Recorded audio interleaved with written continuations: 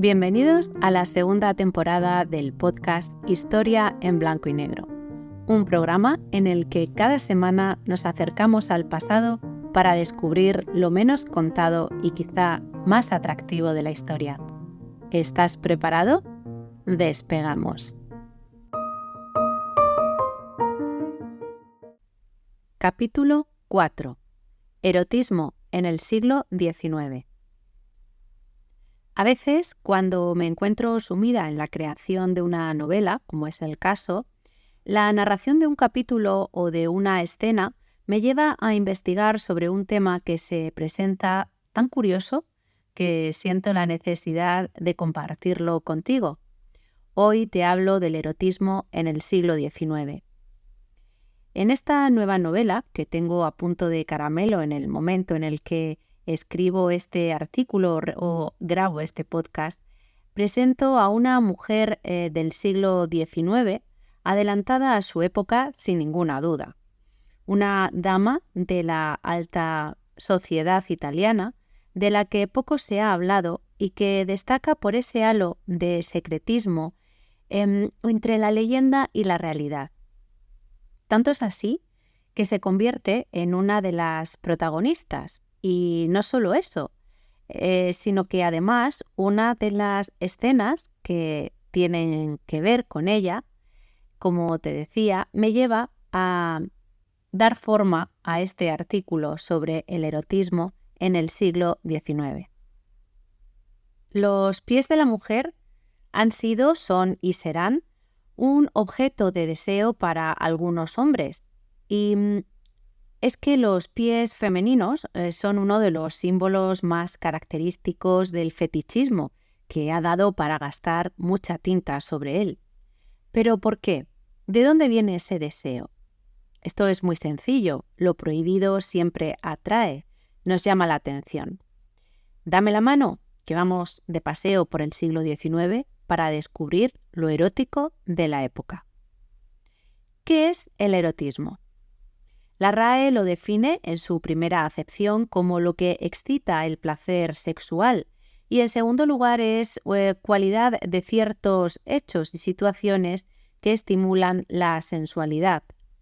Este es un tema al que acceder desde diferentes perspectivas y que por supuesto no podemos mirar con los ojos del presente, pues hoy luchamos por la liberación de la mujer de las distintas ataduras y, por supuesto, por esa igualdad. Y si esto se hace en la actualidad es porque hubo una época muy larga en la que el cuerpo femenino era el único culpable de su propia belleza. No dependía de los ojos con los que se mirase, no. Simplemente tentaba sin más. Así que lo mejor era esconderlo. Y no fue hasta entrado el siglo XX cuando la mujer muestra públicamente los tobillos. Hasta entonces, para el hombre no existía nada más exótico, erótico y sensual que la curva de un tobillo femenino. Todo esto desembocó en el fetichismo de los pies, tobillos y pantorrillas de las mujeres, hasta tal punto que durante la Belle Époque, en los burdeles de lujo de Francia, por ejemplo, los señores elegían antes los botines que deseaban que lucieran las damas con las que intercambiarían después fluidos. Imagina, primero los zapatos, después la mujer. Y así hasta el siglo XX, porque antes, ya hemos dicho, enseñar un tobillo solo podía significar que la mujer provocaba al hombre. Como siempre, las mujeres somos nuestras peores enemigas y en la época los chismes, dimes y diretes eran el mayor entretenimiento de las féminas. El solo hecho de enseñar ostentosamente la enagua ya era un motivo más que suficiente para criticar con crueldad y juzgar de libertinas. Sin duda, esto suponía un gran ataque a la honra, de ahí que se cuidaran mucho de mostrar más de la cuenta. Ellas y ellos, los maridos, guardaban su honor con celo. Hasta tal punto, por ejemplo, en Dubrovnik, Croacia, el gobierno mandó construir por expreso deseo de estos maridos un anexo a la balaustrada de una de las escaleras que sube a la iglesia que hay junto al puerto. ¿Por qué?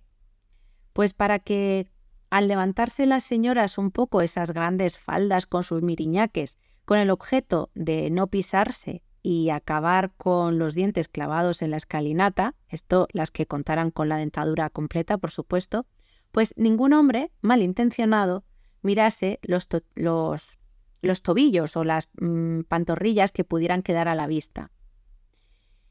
Indudablemente, todo esto respondía a las estrictas enseñanzas religiosas que daban pábulo a estas costumbres pudorosas. Como ves, nada de enseñar pie, tobillo, pierna y ya no hablemos de la ropa interior, para no ser criticadas ni calumniadas, pero sobre todo para no poner en peligro la honra. Sin embargo, hubo una mujer a la que todo esto le importaba entre poco y nada. Hablamos de una adelantada a su época, una dama de la alta sociedad que se fotografiaba enseñando pies y pantorrillas. Una dama que escandalizó a la mismísima emperatriz de Francia, la española Eugenia de Montijo. Y todo esto lo podrás leer en la novela que tengo entre manos. Como curiosidad, te contaré que durante la época victoriana, las mujeres ciclistas también se enfrentaron a un problema por culpa de la indumentaria a la hora de realizar tal deporte. Esto se resolvió empleando la lógica. No era deseo de nadie provocar accidentes por culpa de la indumentaria. Así, el atuendo femenino dejaba al descubierto tobillos y piernas, provocando el estupor de los moralistas, por supuesto. Imaginarás que no lo tuvieron fácil y que para ellas supuso todo un reto llevar a cabo su afición sin ser catalogadas de lo que no eran, ya que muchos eran los que sostenían que lo hacían con el único fin de exhibirse. En definitiva, como hemos visto, este era el erotismo del siglo XIX.